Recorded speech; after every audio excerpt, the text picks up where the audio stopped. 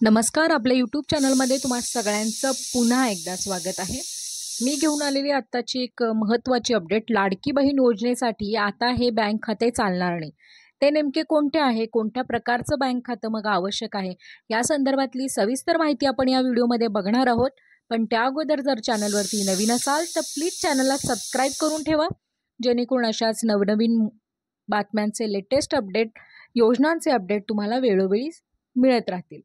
माझी लाडकी बहीण योजनेमध्ये अर्जासाठी आता बँक खाते चालणार नाही. व्यवस्थित म्हणजे आपल्याला जे काही 1500 रुपये मिळणार आहेत दरमहा, त्याच्यासाठी जर चुकीचं बँक खातं जोडलं गेलेलं असेल, तर चुकीची बँक जर तुम्ही निवडली असेल तर तुमचे पैसे येणार नाहीत. त्यासाठी व्यवस्थित लक्षपूर्वक हा व्हिडिओ ऐकून घ्या. त्यानंतरच तुम्ही अर्ज केलात तरच तुम्हाला या ठिकाणी या योजनेचा चांगल्या रीतीने लाभ मिळू शकतो. भरपूर लाभार्थी आतापर्यंत अर्ज केलेले नाही. जे लाभार्थी अर्ज केलेले असतील त्यांनी सुद्धा लक्षपूर्वक हे ऐकून घेणं फार गरजेचं आहे किंवा याच्यावरती विचार करणं आवश्यक आहे. तर यामध्ये आपण बघू शकतो की बँक खाते जे आहे ते याच्यामध्ये आपण जोडण्यापूर्वी ते बँक खाते लिंक आहे किंवा नाही हे बघणं गरजेचं आहे. त्याचबरोबर त्याच्या अंतर्गत डेबिट होतात की नाहीत, अशा सगळ्या गोष्टी ज्या काय आहेत त्या तपासणं फार गरजेचं आहे. भरपूर महिला अशा ज्या आहेत त्याने जनधन खातं आहे ते खातं बंद पडलेलं आहे आणि तेच खातं आता या महिलांनी पुन्हा जोडलेलं आहे.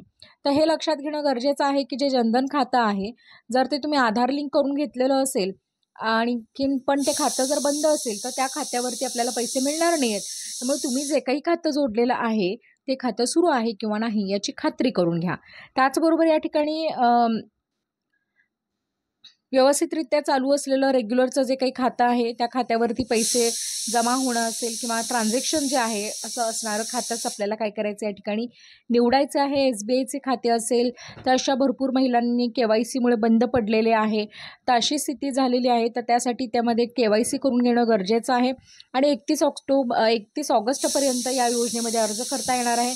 त्यामुळं घाईगोंधळ न करता या ठिकाणी आपण काय करायचं आहे, आपलं जे काही खातं आहे ते व्यवस्थितरित्या आधारशी लिंक आहे किंवा नाही, शिवाय त्याच्यामध्ये ट्रान्झॅक्शन वेळोवेळी होत आहेत का, त्याच्यानंतर आपण बँक KYC पूर्ण करून ती प्रक्रिया पूर्ण केलेली आहे आणि मग ते खातं जिवंत आहे का बघूनच मगच ते खातं काय करायचं आपल्या त्या योजनेसाठी वापरायचं आहे. अन्यथा आपल्याला त्या योजनेचा लाभ मिळणार नाही आहे.